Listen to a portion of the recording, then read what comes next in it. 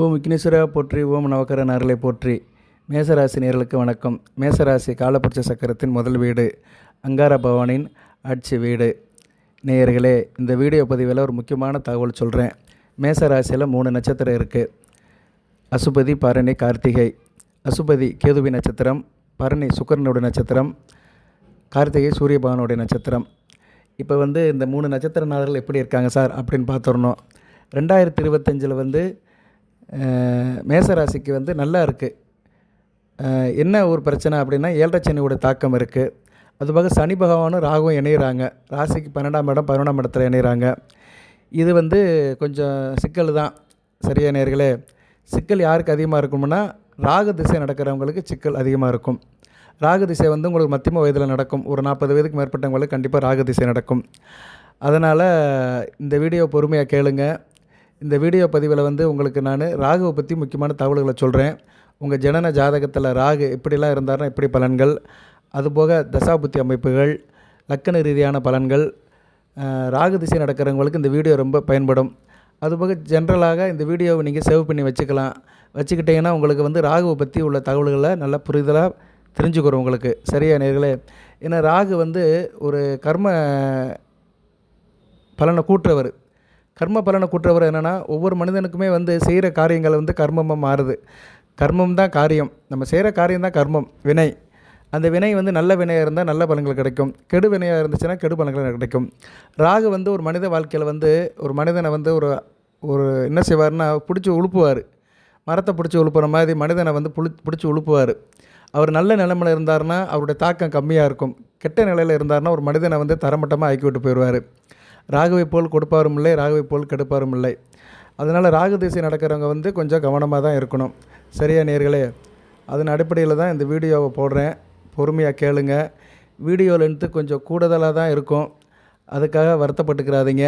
ஏன்னா நிறைய தகவல்களை சொல்லணும். போதி ஜோடத்துலேருந்து நிறைய தகவல்கள் மேசராசிக்கு போடுறேன். நிறைய நேரில் பார்க்குறாங்க. அந்த வரிசையில் இந்த வீடியோவும் நான் சமர்ப்பணம் பண்ணுறேன், சப்மிட் பண்ணுறேன். பொறுமையாக கேளுங்க. ராகுவை பற்றி இந்த வீடியோவில் நல்ல ஒரு தகவல்களை நீங்கள் தெரிஞ்சுக்கலாம். சரி நேயர்களே, இப்போ மேசராசியில் நட்சத்திரநாதர்களை பற்றி சொல்லிட்டேன். மேசராசிக்கு வேண்டிய கிரகம் அப்படின்னு பார்த்தோம்னா, சூரியன், செவ்வாய், குரு, இவங்க 3 பேருமே ராசிக்கு வேண்டியவர்கள். ராகு ராசிக்கு ஆகாத கிரகம். சனி பகவான் மத்தியம பலனை கொடுப்பார். பொதுவாக செவ்வாயுடைய ராசிகளுக்கு ராகு நல்ல பலன்களை கொடுக்க மாட்டார். மேசம், விருச்சிகத்துக்கு ராகு நல்ல பலன்களை கொடுக்க மாட்டார். அதுபோக ராகு ஒரு சாயா கிரகம், சர்ப்ப கிரகம், நிழல் கிரகம். அவர் அவருக்குன்னு தனி இயல்பு கிடையாது. அவர் எந்த வீட்டில் இருக்கிறாரோ அந்த வீட்டுக்கு ஏற்ற மாதிரி தன்னை மாற்றிக்கிடுவார். அதுபோக தான் கூட சேர்ந்த கிரகம், அவர் கூட இணைந்த கிரகங்களை அந்த பலன்களே எடுத்துக்கிடுவார். தனக்கு கேந்திரமாக இருக்கிற கிரகங்களோட பலன்களே எடுப்பார். ஏன்னா அது இருள் கிரகம். அதனால் கேந்திரமாக இருக்கிற கிரகத்தோடைய ஒளியை எடுப்பார். ஏன்னா இருளுங்கிறது எப்படின்னா, எங்கே ஒளி கிடைக்கும் அங்கே போய் உட்காந்துக்கிறோம், அந்த ஒளியை எடுக்கும். அது மாதிரி தான் ராகு தனக்கு கேந்திரமாக இருக்கிற கிரகம். கேந்திரம்னா என்ன? 4, 7, 10. ஒரு கிரகம் இருக்கிற வீட்டுக்கு 4, 7, 10ஆம் வீட்டில் இருக்கிற கிரகத்தோடைய தன்மையை எடுக்கும். அதுபோல் ராகுவை பார்த்த கிரகம். ஸோ ராகு ஒரு மிக்சடான பலனை தான் கொடுப்பார், இயல்பாக கொடுக்க மாட்டார். அப்பேற்பட்ட ராகு பகவானை மேச ராசிக்கு நீங்கள் எந்தெந்த லக்கணத்தில் பிறந்திருக்கீங்களோ அந்த லக்கணத்துக்கு ஏற்ற மாதிரி பலன்களை கொடுப்பார். நீங்கள் மேச ராசியில் ரிஷப லக்கணம், துலா லக்கணம், மிதுன லக்கணம், கன்னியா லக்கணம், மகர லக்கணம், கும்ப லக்கணம், இந்த 6 லக்கணத்தில் பிறந்தீங்கன்னா ராகு திசை ஓரளவு நல்லாயிருக்கும். இது ஒரு வரி பலனாக சொல்லிட்டு போயிடலாம். ஜோதிடத்தில் இந்த அமைப்பு இருக்குது. அதுபோக நீங்கள் மேச ராசியில் கடக லக்கணம், சிம்ம லக்கணம், விருச்சிக லக்கணம், இந்த 3 லக்கணத்தில் பிறந்தீங்கன்னா அந்த அளவுக்கு நல்லா இருக்காது. ராகு திசை 18 வருஷமும் பாடாக படுத்திடும். சரியா? கடக லக்கணம், சிம்ம லக்கணம், விருச்சிக லக்கணத்தில் பிறந்தவங்களுக்கு சிறப்பாக இருக்காது. மேச லக்கணம், தனுசு லக்கணம், மீன லக்கணம், இந்த லக்கணத்தில் பிறந்தவங்களுக்கு மத்தியம பலனை கொடுப்பார். 100க்கு 50% நல்லாயிருக்கும். அதுபோக ராகு உங்கள் ராசிக்கு பார்த்தீங்கன்னா 5, 9, 11ஆம் இடத்துல இருந்தாலும் நல்ல பலன்கள் கொடுப்பார். நீங்கள் எந்த லக்கணத்தில் பிறந்தாலும் சரி, உங்கள் ராசிக்கு சந்திரன் என்ற ராசிக்கு 5, 9, 11ஆம் இடத்துல இருந்தாலும் ராகு திசை நல்லாயிருக்கும். அதுபோக ராகு பகவான் ஜாதக கட்டத்தில், ராசி கட்டத்தில் ஒரு 5 வீட்டில் இருந்தால் நல்ல பலன்களை கொடுப்பார். மேசம், ரிஷபம், கடகம், கன்னி, மகரம், இந்த 5 வீட்டில் இருந்தாலும் நல்ல பலன்களை கொடுப்பார். சரி நேயர்களே, இப்போ ராகு பகவான் லக்கண ரீதியாக நான் பலன்களை சொல்கிறேன். நீங்கள் எந்த லக்கணத்தில் பிறந்தாலும் சரி, லக்கணத்தில் இருந்தாருன்னா என்ன பலன்கள் அப்படின்னு ஒவ்வொரு பலன்களாக சொல்லிட்டு வரேன். இந்த பலன்கள்லாம் எப்போ கொடுப்பாருன்னா அவர் ராகு திசையில் தான் கொடுப்பார். பொதுவான பலன்களை வந்து வாழ்நாள் முழுக்க கொடுப்பாரு. இப்போ 2ஆம் இடத்துல ராகு இருந்தாருன்னா அவங்களுக்கு ஆரம்ப கல்வி இருக்காது, பேச்சில் ஒரு நிலைப்பாடு இருக்காது, முன்ன பின்ன முரண்பாடாக பேசுவாங்க. அதுவும் பாவகிரகங்கள் தொடர்பு இருந்துச்சுன்னா அவங்க பேச்சே வந்து ஆரம்பமே ரொம்ப அசிங்கமாக இருக்கும். அதாவது எப்படின்னா பேச்சில் வந்து ஒரு பொய் இருக்கும், சூதுவாதம் இருக்கும், ஒரு பேச்சு வந்து ஒரு நேர்த்தியாக இருக்காது, முரண்பாடாக இருக்கும், கரடு முரடாக பேசுவாங்க. எதுக்கு சொல்ல வரேன்னா ராகு வந்து பாவகிரகங்கள் தொடர்பில் இருக்கக்கூடாது, சனி பகவான் பார்க்கக்கூடாது, சனி பகவான் கூட சேரக்கூடாது, செவ்வாய் கூட சேரக்கூடாது, செவ்வாய் பார்வையில் இருக்கக்கூடாது. ராகு வந்து செவ்வாய் சனி சம்மந்தம் இல்லாமல் இருந்தார்னா நல்ல பலன்களை கொடுப்பாரு. அதுபோக சனி சாரத்திலையும் செவ்வாய் சாரத்திலும் அவர் இருக்கக்கூடாது. சனி தாரத்திலும் செவ்வாய் சாரத்தில் இருக்கக்கூடாதுன்னா சனி பகவான் சாரம் வந்து 3 ராசியில் வரும். எந்தெந்த ராசியில் சார் வரும் அப்படின்னா கடகத்தில் வரும். கடகத்தில் பூச நட்சத்திரத்தில் ராகு இருக்கக்கூடாது. அதே மாதிரி வந்து விருச்சிகத்தில் சத்தியமாக ராகு இருக்கக்கூடாது, அது பர்டிகுலராக அனுச நட்சத்திரத்தில் இருக்கக்கூடாது. அதுபோல் கும்பத்தில் வந்து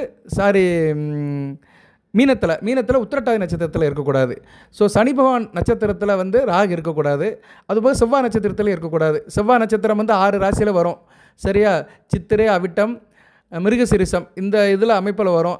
இதில் வந்து அவர் வந்து செவ்வாய் சாரத்தில் நின்னாலுமே செவ்வாய்க்கு சாரம் கொடுத்த வீடு ஓரளவு நல்ல வீடாக வரும். ஏன்னா ரிஷபம், மிதுனம் ராகுக்கு ஓரளவு அண்டர்ஸ்டாண்டிங் உள்ள வீடு. அதுக்கடுத்து கன்னி, துலாம் ராகுக்கு ஓரளவு அண்டர்ஸ்டாண்டிங் உள்ள வீடு. அதுக்கடுத்து மகர, கும்பம் இதுவும் ராகுக்கு அண்டர்ஸ்டாண்டிங் வீடு. அதனால் வந்து மிருகசிரிசம் செவ்வாய் நட்சத்திரம் ஓரளவு சாய்ஸில் போயிடலாம். செவ்வாய் நட்சத்திரத்தில் ராகு நின்னாலும் அந்தளவுக்கு கெடுபலன்களை கொடுக்க மாட்டார். ஆனால் சனி பகவான் நட்சத்திரத்தில் இருக்கக்கூடாது, சரியா? அது வந்து ரொம்ப முக்கியம். ஸோ இப்படி ராகுக்கு வந்து நிறைய ஒரு தகவல் இருக்குது. ராகு வந்து ஜனன ஜாதகத்தில் எந்த அமைப்பில் இருக்கிறாரு, எந்த வீட்டில் இருக்கிறாரு, எந்த நட்சத்திர சாரம் வாங்கியிருக்கிறாருன்னு பார்க்கணும். அதுபோல் ராகுக்கு நட்சத்திர சாரம் கொடுத்த கிரகம் வந்து நீசமாயிடக்கூடாது. நீசமாகி வக்கரமான பிரச்சனை இல்லை, நீசமாயிடக்கூடாது. உதாரணத்துக்கு வந்து ராகு வந்து உங்கள் ராசிக்கு 2ஆம் இடத்துல இருக்கிறாரு. நீங்கள் மேச ராசினே வச்சுக்கிடுவோம், மேச லக்கணம்னு வச்சுக்கிடுவோம், ராசியை மறந்துடுவோம். ஏன்னா லக்கணத்துக்கு தான் பலன்கள். மேச ராசி, மேச லக்கணம் ஈவன். அதில் வந்து ராகு வந்து 2ஆம் இடத்துல இருக்கிறாரு. எங்கே இருக்கிறாரு? மிதுனத்தில் இருக்கிறார், ரிஷபத்தில் இருக்கிறார். ரிஷபத்தில் வந்து அவர் வந்து யாருடைய சாரம் வாங்கலாம் சார் அப்படின்னா கார்த்திகை சாரம் வாங்கலாம், சரியா? கார்த்திகை நட்சத்திரத்தில் இருந்தாரா பரவாயில்ல. லக்கணத்துக்கு பஞ்சமாதிபதி சாரத்தில் இருக்கிறாரு. ராகு வந்து லக்கணத்துக்கு வந்து நீங்கள் எந்த லக்கணத்தில் பிறந்தாலுமே அந்த லக்கண சுபர்கள் கூட தொடர்பில் இருக்கலாம். லக்கணத்துக்கு சுபர்கள்லாம் யாருன்னா 5, 9 கூடியவர்கள் சுபரில் இருக்கலாம். அப்படி இருந்தாலும் நல்ல பலன்களை கொடுப்பாரு. ஏன்னா எப்போயுமே ஒரு லக்கணத்துக்கு சுபர்கள் 5, 9 கூடியவர்கள் நல்லதான் செய்வாங்க. அவங்க சம்மந்தப்பட்ட அவங்க வீடு இல்லைன்னா அவங்க சாரத்தில் சம்மந்தப்பட்ட கிரகங்கள் நல்ல பலன்களை தான் கொடுக்கும். ஏன்னா சாரம் கொடுத்தவனும் வீடு கொடுத்தவன் தான் முக்கிய பலன்களை கொடுக்குறான். ராகு வந்து முக்கியமாக என்ன செய்வார்னா வீடு கொடுத்தவன் பலனை எடுத்து செய்வார். ஓகே நேயர்களே, இப்போ ராகு வந்து லக்கணத்திலே இருக்கிறாரு. நீங்கள் எந்த லக்கணத்தில் பிறந்தாலும் சரி லக்கணத்திலே இருக்கிறாருன்னா தனிச்சு இருந்தாருன்னா பிரச்சனை இல்லை, தனிச்சு இருக்கணும். ராகு சுபத்துவம் ஆறாரு, விசேஷத்தன்மையில் இருக்கிறாருன்னா குரு கூட சேர்ந்துருந்தால் நல்ல பலன்களை கொடுப்பாரு. சுக்கிரன் கூட சேர்ந்தாலும் நல்ல பலன்களை கொடுப்பாரு. தனித்த புதன் கூட சேர்ந்தாலும் நல்ல பலன்களை கொடுப்பாரு. ஆனால் அந்த கிரகத்தை கெடுத்துருவார். அந்த கிரகத்தோட ஆதிபத்திய காரகத்தையும் கெடுப்பார், ஆதிபத்தியத்தையும் கெடுப்பார். ராகு வந்து மற்றவங்களை கெடுத்து தான் வாழ்வார். இது வந்து முக்கியமானது. இப்போ உங்களுக்கு வந்து ராகு திசை நடக்கு. ராகு வந்து குருவோட சேர்ந்து ஒரு நல்ல இடத்துல உட்காந்துருக்கிறாரு. அவர் தனுசுலேயே உட்காந்துருக்காரு வச்சுக்கோங்க. கோதண்ட ராகு, வீடு கொடுத்த குரு இருக்கிறாரு. நல்ல அமைப்பு தான். ராகு திசை நல்லா இருக்கும். ஆனால் குரு திசை வறுத்து எடுத்துரும். ராகு திசை 18 வருடம் நல்லாயிருக்கும், அது பின்னாடி வர குரு திசையில் ரொம்ப பாதிப்பு இருக்கும். அந்த ஆதிபத்திய விஷயத்தை குருக்கு எடுத்துருவார். நீங்கள் இப்போ வந்து மேசராசி மேச லக்கணத்தில் பிறந்திருந்தீங்கன்னா 9, 12ஆம் இடத்தை கெடுத்துருவார். அப்பாவை விட்டு பிரிகிற மாதிரி இருக்கும், இல்லைனா அப்பாவை உங்கள்கிட்ட பிரிஞ்சிருவார். தகப்பன் வழியில் பிரச்சனை இருக்கும், பங்காளி பிரச்சனை, கோர்ட்டு பிரச்சனை, இப்படிலாம் சில அசுப பலன்களை குரு திசையில் கொடுப்பார். இல்லைன்னா பிள்ளைகள் விஷயத்தில் பிரச்சனை, பிள்ளைகளுக்கே பிரச்சனை, இப்படி சில பலன்களை வந்து குரு கொடுப்பார். ஓகே நேயர்களே, ஸோ அதனால் ராகு தசையில் பலன் எடுக்கிறது வந்து ஜோதிடருக்கு வந்து பெரிய குதிரை கும்பான விஷயம். ஏன்னா ராகு வந்து இயல்பு நிலை இல்லாத கிரகம், பச்சோந்தி கிரகம். எந்த இடத்துல எப்படி இருக்காரோ அதுக்கேற்ற மாதிரி பலன்களை கொடுப்பார். அவர் நிலைப்பாடை வந்து 100% கணிக்க முடியாது. ராகு திசையில் ஒரு ஜோதிடர் நல்ல பலனை சொல்கிறாருன்னா அவர் ஜோதிடர் வந்து கெட்டிக்கார ஜோதிடர். அவருக்கு வந்து ஜோதிடர் நல்லா தெரியும்னு அர்த்தம். ஏன்னா ராகுக்கு ப்ரிடிக்ஷன் கொடுக்குறது வந்து வைக்க போகிறல ஊசியை தேடுற மாதிரி, கடலில் பெருங்காயத்தை கரைச்சி விட்டு பெருங்காயம் எங்கே இருக்குன்னு தேடி பார்க்குற மாதிரி தான். அது மாதிரி தான் ராகுவுடைய ப்ரிடிக்ஷன். ராகு திசையே வந்து பலன்கள் வந்து பலதரப்பட்ட பலன்கள் இருக்கும். பொதுவாக ராகு திசையில் வந்து உயிர் இழப்பு இருக்கும்பாங்க. ராகு திசையில் ஒருத்தருக்கு நடந்துச்சுன்னா வாழ்க்கையில் வேண்டியவங்களை இழந்துருவாங்க. நல்ல நிலைமையில் இல்லாமல் இருந்தார்னா, நல்ல நிலைமையில் இருந்தார்னா யோகத்தை கொடுத்துருவார், பெரிய பெரிய இதை கொடுத்துருவார், சரியா? ஏன்னா ராகு திசைக்கு பின்னாடி நடக்கிறது குரு திசை வரும். ராகு திசை 18 வருடம், குரு திசை 16 வருடம் வரும். குரு திசை பொதுவாகவே எல்லாத்துக்கும் நல்ல பலன்களை தான் கொடுக்கும். குரு யாரையும் கெடுக்க மாட்டார். இயற்கை சுபர், மகா யோகர். அப்பழுக்கற்ற யோகர் பிரகஸ்பதி நல்ல பலன்களை கொடுப்பாரு. ஸோ ராகு திசையில் ஒருத்தங்களுக்கு நல்ல பலன்கள் கிடச்சிருச்சுன்னா அடுத்து ஆட்டோமேட்டிக்காக குரு திசையிலே அவங்களுக்கு நல்ல பலன்கள் கிடைக்கும். ஸோ கிட்டத்தட்ட 34 வருடம் அவங்க நல்ல நிலைமையில் இருப்பாங்க. நிறைய திரைப்பட நடிகர்கள் அரசியல்வாதிகளுக்கெல்லாம் ராகு நல்ல நிலைமையில் வந்துடுவார். ஒரு 30-35 வயசில் வந்துட்டாருன்னு வச்சுக்கோங்களேன். அடுத்து வந்து அவங்களுக்கு ஒரு 34 வருஷம் 70 வயசு வரைக்கும் அவங்கள அசைக்க முடியாது. ஏன்னா ராகு திசையும் குரு திசையும் அருமையான பலன்களை கொடுத்துட்டு போயிடும். இப்படி நிறைய பேர் வாழ்க்கையில் நடக்கு. அவங்கள ராஜ வாழ்க்கை வாழ்கிறாங்க. சரியா? அதனால் ஒரு மனிதனுக்கு ராஜ வாழ்க்கையை கொடுக்குற கிரகம் வந்து ராகு தான். அவர் தான் அதுக்கு வந்து ஆரம்ப பிள்ளையார் சொல்லி போடுவார். ஏன்னா ராகு திசைக்கு அடுத்து வந்து இயற்கை சுபருடைய திசை வரும், குரு திசை வரும். குரு திசையில் வந்து அள்ளிரும். ராகு திசை வந்து அதுக்கு ஒரு தடத்தை போட்டு போயிடுவார். குரு வந்து அதில் அள்ளி கொடுத்துட்டு போயிடுவார். ஸோ 18, 16, 34 வருடங்கள் ஒரு மனிதனுக்கு வந்து முக்கியமான வருடங்களாக பார்க்கப்படுகிறது. அப்படி பார்க்கும்போது ராகுவும் குருவும் உங்கள் ஜனன ஜாதகத்தில் நல்லா இருந்தாங்கன்னா நீங்கள் நல்லா இருப்பீங்க. மேசராசியில் பிறந்தவங்க எந்த லக்கணத்தில் பிறந்தாலும் சரி, ராகுவும் குருவும் நல்லா இருந்தாங்கன்னா உங்கள் வாழ்க்கையில் 34 வருஷம் நீங்கள் சாதிச்சுட்டு போயிடுவீங்க. ஒரு 30 வயசில் வருதுன்னு வச்சுக்கோங்க. இப்போ வந்து நீங்கள் வந்து எந்த நட்சத்திரத்தில் பிறந்திருக்கீங்க? கார்த்திகை நட்சத்திரத்தில் பிறந்திருக்கீங்க, இல்லைன்னா பரணி நட்சத்திரத்தில் வச்சுக்கிறோம். பரணி நட்சத்திரத்தில் பிறந்தீங்கன்னா உங்களுக்கு வந்து சுக்கிரதசை நடக்கும். அதில் ஒரு 10 வருஷம் போச்சுன்னா சுக்கிரதசை 10 வருஷம் மிச்சம் இருக்குது செல்னிக்கு. அதுக்கடுத்து சூரிய தசை ஒரு 6 வருஷம் 16, சந்திரதசை 10, 26, செவ்வாதசை ஒரு 7, 33. கரெக்டாக சொன்னேன் நான். 30 வயசுன்னு சொன்னேன், 33 வயசுன்னு வருது. ஸோ 33 வயசுலேருந்து 67 வயசு வரைக்கும் அசத்திரும் ராகுவும் குருவும் நல்ல நிலமையில் இருந்தாங்கன்னா. சரியா நேர்களே? நான் இந்த வீடியோ பதிவில் முதல் ராகு திசையை பற்றி சொல்கிறேன். அடுத்த வீடியோவில் குரு திசையை பற்றி சொல்கிறேன். பொறுமையாக கேளுங்க. நம்ம சேனலை சப்ஸ்கிரைப் பண்ணாதவங்க சப்ஸ்கிரைப் பண்ணுங்கள். பெல் பட்டனை ஆன் பண்ணுங்கள். நோட்டிஃபிகேஷன் வர எல்லா வீடியோவும் பாருங்கள். சரியா நேர்களே? மேச ராசிக்கு வந்து போதி ஜோதிடம் எப்பயுமே உற்ற தோழனாக நண்பனாக எப்பயுமே இருக்கும். ராகு வந்து லக்கணத்தில் இருக்கிறாரு. லக்கண ராகு நல்ல அமைப்பை கொடுப்பாரு. ஆள் நல்ல ஜெயஜாண்டைக்காக இருப்பாங்க, நல்லா ஹைட்டாக இருப்பாங்க, ஃபேராக இருப்பாங்க, பார்க்க அழகாக இருப்பாங்க, இந்த ஒரு காரியத்தை துணிஞ்சு செய்வாங்க, ஆள் மெலிஞ்சு இருப்பாங்க, சதப்பிடிப்பு டிம்மாக இருக்கும், அதாவது ஹைட் அண்ட் வெயிட்டாக இருப்பாங்க, நல்ல தோற்றம் இருக்கும், இளமை மாறாத தோற்றம் இருக்கும், நல்ல ஃபேராக இருப்பாங்க, நல்ல நிறம் இருக்கும், மற்றவங்கள வசீகரப்படுத்துவாங்க, ஆள் கம்பீரமாக இருப்பாங்க, தன்னம்பிக்கை வைராக்கியம் இருக்கும், கொஞ்சம் முரட்டு சுபாவம் இருக்கும், எல்லாத்தையும் அடக்கி ஆளுன்னு நினைப்பாங்க. சரியா? முன்கோபமும் இருக்கும், அவசரமும் படுவாங்க, கொஞ்சம் டென்ஷன் அடைவாங்க, மற்றவங்க யோசனை கேட்க மாட்டாங்க, தான் சொல்கிறது தான் பிறர் கேட்கணும்னு இருப்பாங்க. லக்கணத்தில் ராகு இருக்கிறவர்கள் அதே நேரத்தில் தாராள செலவு பண்ணுவாங்க, கஞ்சத்தனம் இருக்காது, நல்ல பணத்தை வாரி வழங்குவாங்க, ஹார்ட் மைண்ட் இருக்கும், எதுலையுமே வந்து ஒரு ஹார்டாக இருப்பாங்க, ரிஜிட்டாக இருப்பாங்க, எல்லா விஷயத்துலையும் மாறுபட்ட கருத்து இருக்கும், ஊர் ஒன்று சொன்னால் இவங்க ஒன்று சொல்லிட்டு இருப்பாங்க, உஷ்ண சரீரம் இருக்கும். சரியா? பித்த திரேகம் இருக்கும், கையில் காசு பணம் இருக்கும், நல்ல ஒரு சுகபோகியாக இருப்பாங்க. சரியா? நல்ல என்டர்டெயின்மெண்ட்டாக ஜாலியாக இருப்பாங்க. சரியா? இவங்களுக்கெல்லாம் வந்து நல்ல ஒரு அமைப்பை ராகு கொடுப்பார் லக்கணத்தில் இருந்தாலுமே. அதுவும் அந்த லக்கணம் வந்து மேச லக்கணம், ரிஷப லக்கணம், கடக லக்கணம், கன்னியா லக்கணம், மகர லக்கணம், இந்த 5 லக்கணத்தில் பிறந்து அந்த லக்கணத்திலே ராகு இருக்கிறவங்களுக்கு அருமையான பலன்களை கொடுப்பார். ஏன்னா அங்கே வந்து இயல்பாக இருப்பார். ரைட்டு. 2ஆம் இடத்துல இருக்கிறாரு. தன குடும்ப வாக்குஸ்தானத்தில் இருந்தாருன்னா பொருளாதார வாழ்க்கையில் ஏற்றத்தாழ்வுகள் இருக்கும். கையில் காசு பணம் வந்து அந்த அளவுக்கு இருக்காது. சில நேரத்தில் முன்பின் முரண்பாடு இருக்கும்.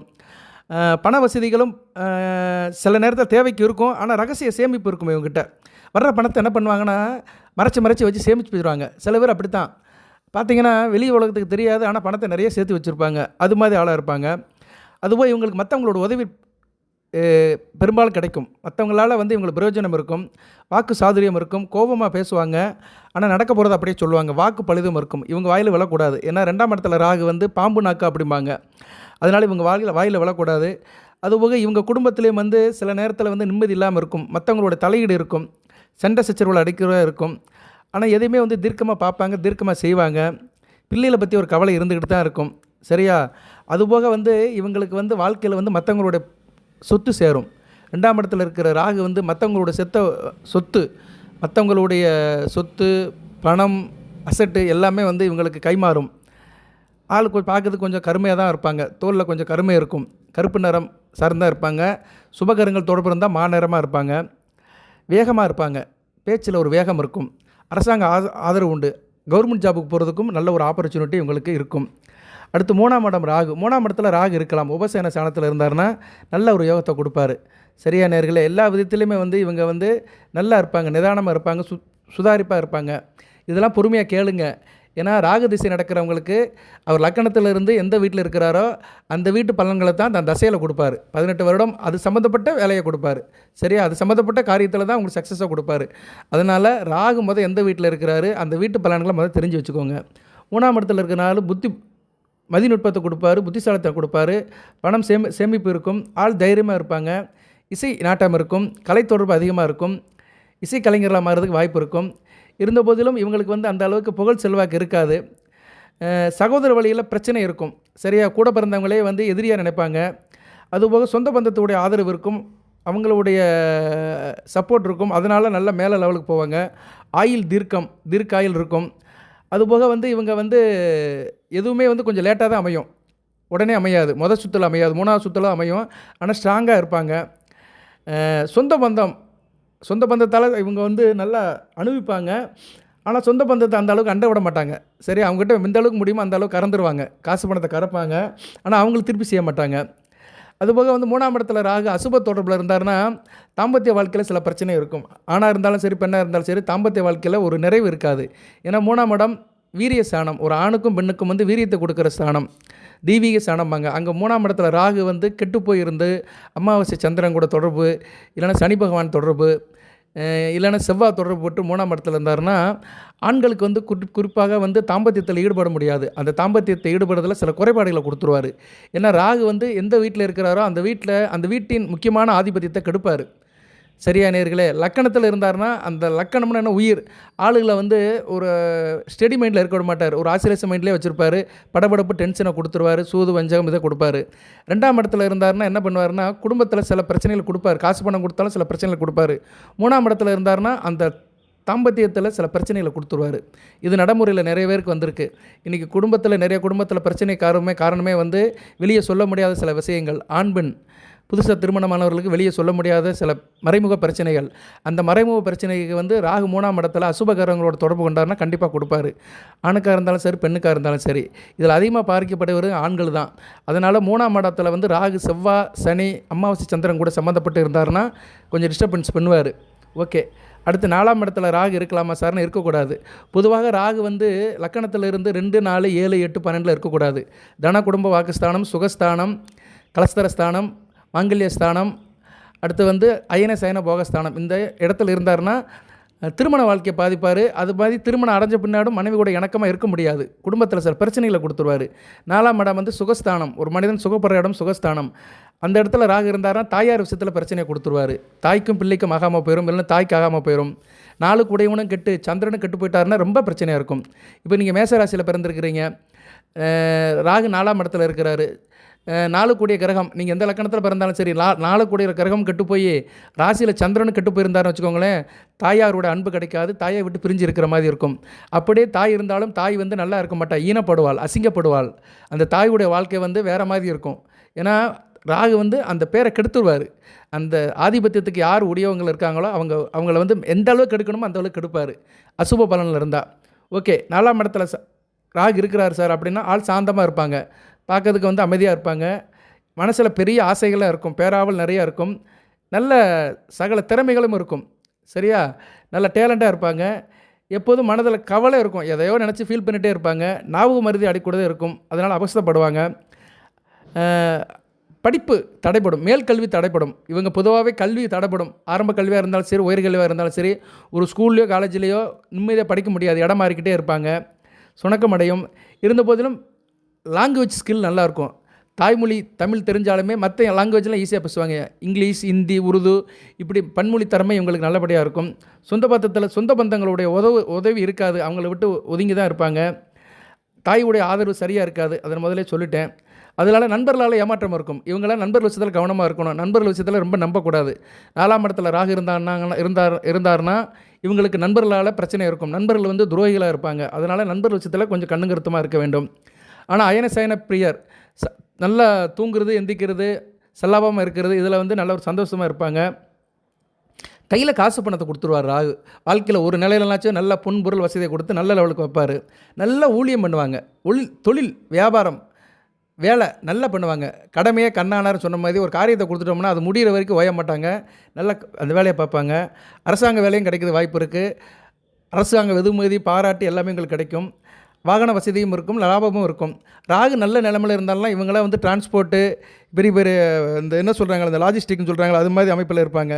ராகு நல்ல நிலைமையில் இல்லைன்னா சைக்கிள் கூட ஓட்ட முடியாமல் இருப்பாங்க. ராகு கெட்டு போயிட்டார், 4 கூடையவனும் கெட்டு போயிட்டாருன்னா சைக்கிள் கூட ஓட்ட தெரியாமல் இருப்பாங்க. அந்த வாகனம் இருக்காது. ஆனால் நல்ல நிலைமையில் இருந்தார்னா ராகு வந்து பெரிய லெவலுக்கு ரீச் ஆக வைப்பார். ஓகே நேரில். அடுத்து 5ஆம் இடத்துல ராகு இருக்கக்கூடாது, புத்திரஸ்தானத்தில் இருக்கக்கூடாது. சரியா?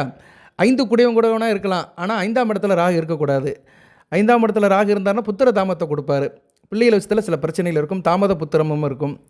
ஆனால் இருந்த போதிலும் பலன்கள் எடுத்துட்டோம்னா ஆள் நல்லா மனபலமாக இருப்பாங்க. பேச்சில் குறைகள் இருக்கும், பேச்சு வந்து கிளியராக இருக்காது. ஒன்றை சொல்லிட்டு ஒன்று செய்வாங்க. இருந்த போதிலும் வெற்றிகள் வாழ்க்கையில் நிறையா இருக்கும். சரியான நேரில் வாக்கு சாதுரியம் இருக்கும். அது இல்லாததை இருக்கிற மாதிரி சொல்கிறது, மக்களை ஏமாத்துறது. அரசியல்வாதிகளாக இருக்கிறதுக்கு சிறந்தவர்கள். அதாவது அதை செய்வேன் இதை செய்வேன்னு சொல்லிட்டு ஆட்சிக்கு வந்துட்டு எதுவுமே செய்யாமல் இருக்காங்களா, அது மாதிரி இவங்க அப்படிலாம் சில சாதனைகள் செய்வாங்க. பொய்யை வந்து உண்மை மாதிரி பேசுவாங்க. அது மாதிரி தவறுகள் அடிக்கடி நல்லா செய்வாங்க, துணிஞ்சு தவறு செய்வாங்க. பணப்பிரச்சனை இருக்கும், பற்றாக்குறையும் இருக்கும். சகோதர வழியில் அந்த அளவு இணக்கம் இருக்காது, பிரச்சனை பண்ணிகிட்டு இருப்பாங்க. இருந்த போதிலும் இவங்க வந்து கொஞ்சம் பூஜை புனஸ்காரத்தில் கொஞ்சம் ஒரு நாற்றம் இருக்கும். ஏன்னா மந்திர ஸ்தானத்தில் ராகு இருக்கிறதுனால கொஞ்சம் தீவிரமாக பூஜை புனஸ்காரம்லாம் பண்ணுவாங்க. கூடுதலாக பார்த்தோம்னா துஷ்டர்களுடைய சகவாசம் இருக்கும், ஆகாதவர்களுடைய சகவாசம் நிறைய இருக்கும். அரசு வழியில் சில பகைமையில் தெரிஞ்சுக்கிற பகைமை இருக்கும். அதிகாரிகள் தனக்கு மேல் உள்ள அதிகாரிகள்கிட்ட இணக்கமாக இருக்க மாட்டாங்க. எப்போ பார்த்தாலும் சண்டை போட்டுட்டு சச்சரவு பண்ணிகிட்டே இருப்பாங்க. போட்டி பந்தயங்கள்லாம் அந்தளவுக்கு லாபம் இருக்காது. கணவன் மனைவி உறவில் சில பிரச்சனைகள் இருக்கும், அவங்கள பற்றி கவலையில் அதிகமாக இருக்கும். தாய்மாமனுக்கு தோஷத்தை உண்டாக்கும். 5ஆம் இடத்துல ராகு இருந்தார்னா தாய்மாமன் வழியில் தோஷம் இருக்கும், தாய்மாமனோட ஆதரவு இருக்காது. அதுபோக ஆண் வாரிசும் இருக்காது. புத்திர பாக்கியத்துக்கு பிரச்சனை இருக்கும். அப்படியே புத்திர பாக்கியம் கிடைச்சாலுமே பெண் வாரிசு தான் இருக்கும், ஆண் வாரிசுக்கு பிரச்சனை இருக்கும். ஓகே நேயர்களே, 6ஆம் இடத்துல ராகு, லக்கணத்துக்கு 6ஆம் இடத்துல ராகு இருக்கலாமா? இருக்கலாம் சார். உபயசான ஸ்தானத்தில் ராகு இருக்கலாம். ஆனால் 6ஆம் இடத்துல ராகு இருந்தாலுமே 6 கூடையவன் நல்ல நிலைமையில் இருக்கணும்.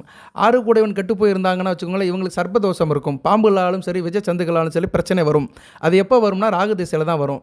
அதனால் இப்போ ராகு திசை நடக்கிறவங்களுக்கு 6ஆம் இடத்துல ராகு இருந்தார்னா கொஞ்சம் கவனமாக இருக்கணும். சரியா? ஃபுட் பாய்சன் ஆகுறது, சாப்பாடு சேராமல் போகிறது, இல்லைனா விஷக்கடி வருது, அதனால் எதனாச்சும் பிரச்சனை வருது, ஸ்கின் பிரச்சனை வருது, இப்படி சில பேருக்கு சில கம்ப்ளைண்ட் வரும். அவங்களுக்கெல்லாம் வந்து இந்த ராகு திசையில் ராகு வந்து 6ஆம் இடத்துல சம்மந்தப்பட்டிருப்பார். தோல் அலர்ஜி வர்றது, ஸ்கின் பிரச்சனை வருது, அரிப்பு தடிப்பு சொறி சிரங்கு இதெல்லாம் வந்து ராகு கொடுப்பாரு. புதனும் கெட்டு போயிருந்தாருன்னு வச்சுக்கோங்களேன், ஸ்கின் பிரச்சனை ரொம்ப அதிகமாக இருக்கும். சரியா நேர்களே? ஓகே. இப்போ வந்து 6ஆம் இடத்துல ராகு இருந்தாலுமே சில பிரச்சனைகள் கொடுத்தாலுமே நல்ல ஒரு புகழை கொடுப்பாரு. ஒரு பிரதாபம்னா வெற்றி, வீர பிரதாபன் சொல்கிற மாதிரி ஒரு பெரிய பிரதாபத்தை கொடுப்பாரு, தேக ஆரோக்கியத்தை கொடுப்பாரு, குலப்பெருமையை கொடுப்பாரு, வீர தீரத்தை கொடுப்பாரு. சாகசக்காரனாக இருப்பாங்க. சரியா? எல்லா விஷயத்துலையும் சாகசக்காரனாக இருப்பாங்க. எதுவுமே அடித்து தூள் கிளப்பிடுவாங்க. ஆள் நல்லா ஸ்ட்ராங்காக பலமாக இருப்பாங்க, புத்திசாலித்தனமாகவும் இருப்பாங்க. நல்ல ஒரு முரட்டு செயல்களும் செய்வாங்க. செய்கிற காரியங்கள்லாம் கரடு முரடாக இருக்கும். இந்த வீடியோ நிறைய பேருக்கு போர் அடிக்கலாம். இருந்தாலும் ராகுவை பற்றி சொல்கிறேன், மெனக்கிட்ட சொல்கிறேன், கேளுங்க. சரியா நேர்களே? ஏன்னா இதெல்லாம் வாழ்க்கையில் முக்கியமான அமைப்பு. ராகு திசை வருதோ இல்லையோ, ஆனால் ராகு வந்து வாழ்க்கையில் ஒரு முக்கிய பாதிப்பை கொடுப்பார் மேசராசிக்கு. ஏன்னா அவர் 18 வருடம் ராகு வந்து இருக்கிறதுனால இந்த வீடியோவை சொல்கிறேன். ஏற்கனவே சொல்லிட்டேன் ராகுவுடைய ஃப்ளோ எப்படி இருக்கும்னு. பொறுமையாக கேளுங்க. ரைட்டு.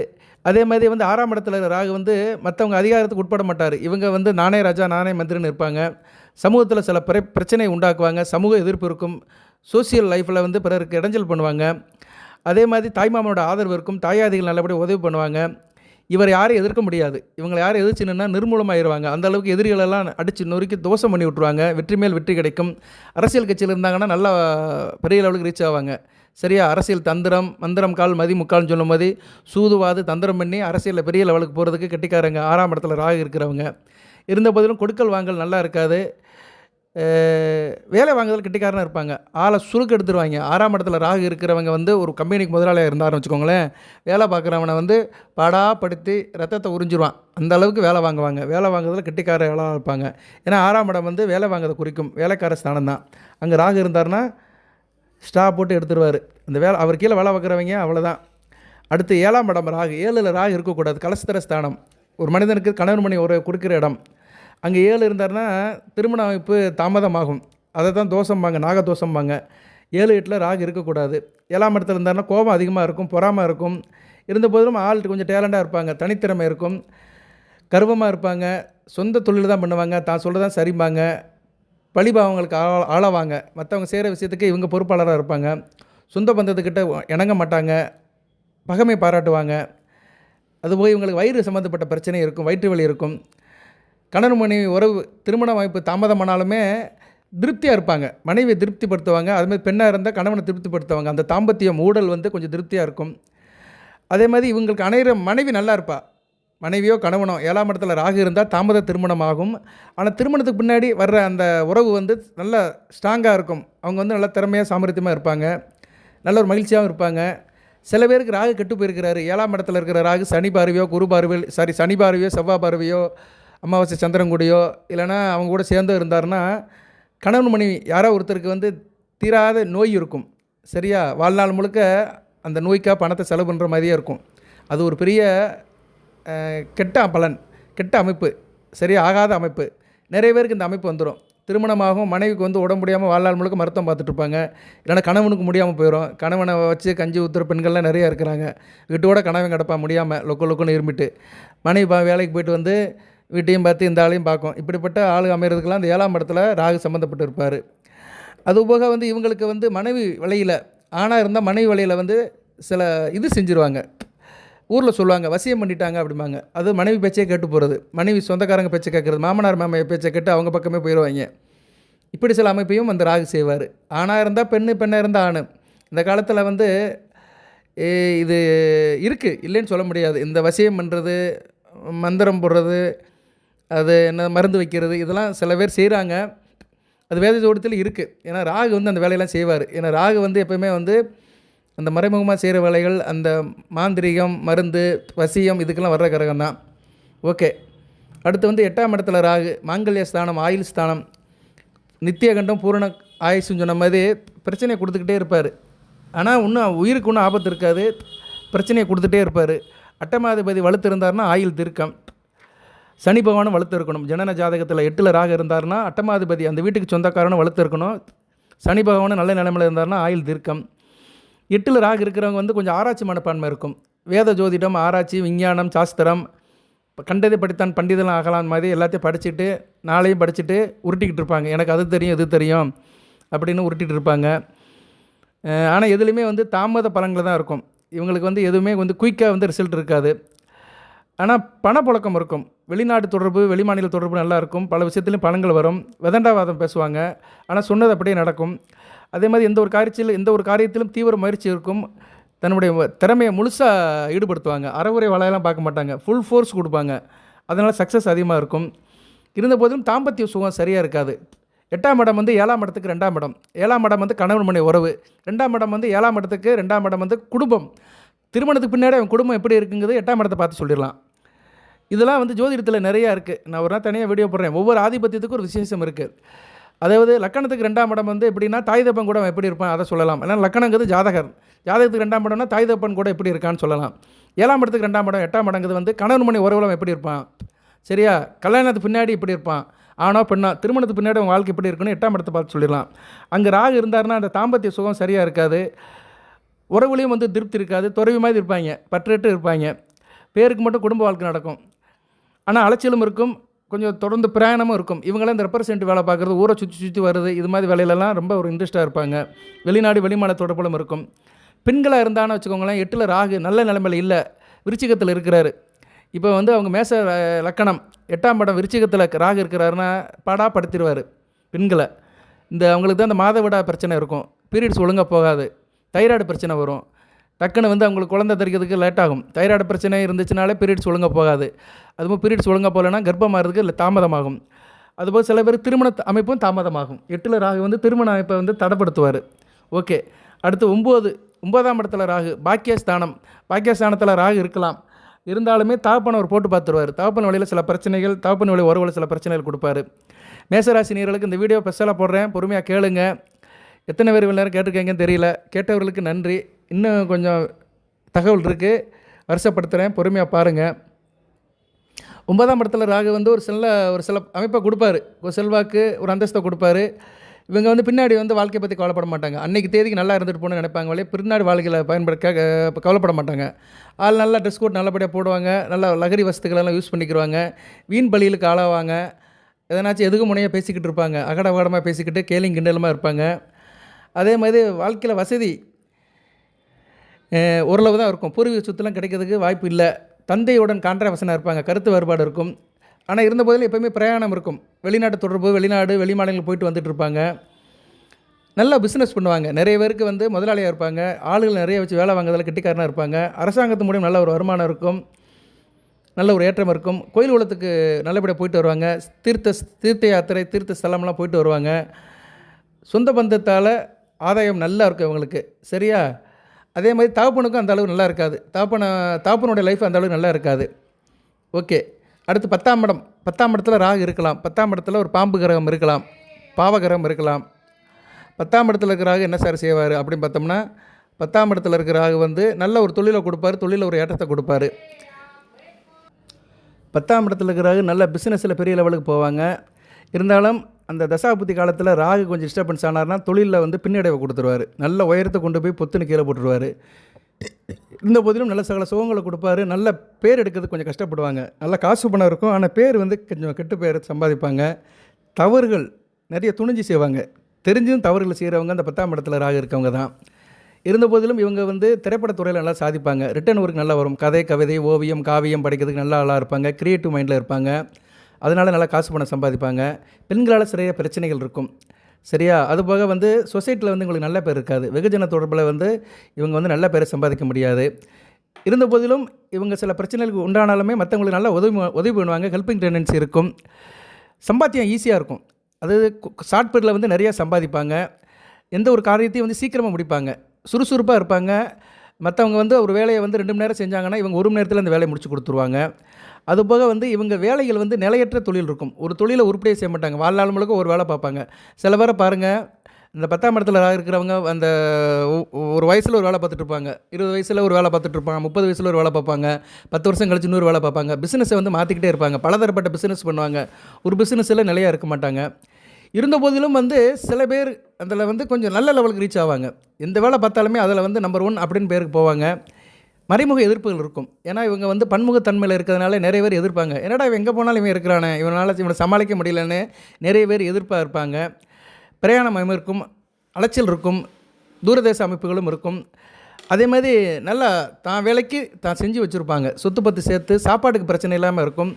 நல்லபடியாக இருப்பாங்க. இவங்க பொதுவாக வந்து மருத்துவம் சம்மந்தப்பட்ட வேலையில் நல்ல கெட்டிக்காரனாக இருப்பாங்க. மருத்துவம் சம்மந்தப்பட்டது, boarding and lodge, police department இதிலெல்லாம் வந்து இவங்களுக்கு வந்து நல்ல ஒரு நாட்டம் இருக்கும். அடுத்து 11ஆம் இடத்துல ராகு இருக்கலாம். 11ஆம் இடத்துல ஒரு பாவகிரகம் இருக்கலாம். பொதுவாக 11ஆம் இடத்துல எந்த கிரகம் வேணாலும் இருக்கலாம். 11ஆம் இடம் வந்து நல்ல இடம். 12 வீடுகளிலே வந்து 11ஆம் வீடு வந்து நல்ல வீடு. 11ஆம் இடத்துல இருக்கிற ஜாதகர் வாகன யோகத்தை கொடுப்பாது. ட்ராவல்ஸ் டிரான்ஸ்போர்ட் வச்சுருவாங்க. வண்டி வாகனம் இருக்கும்.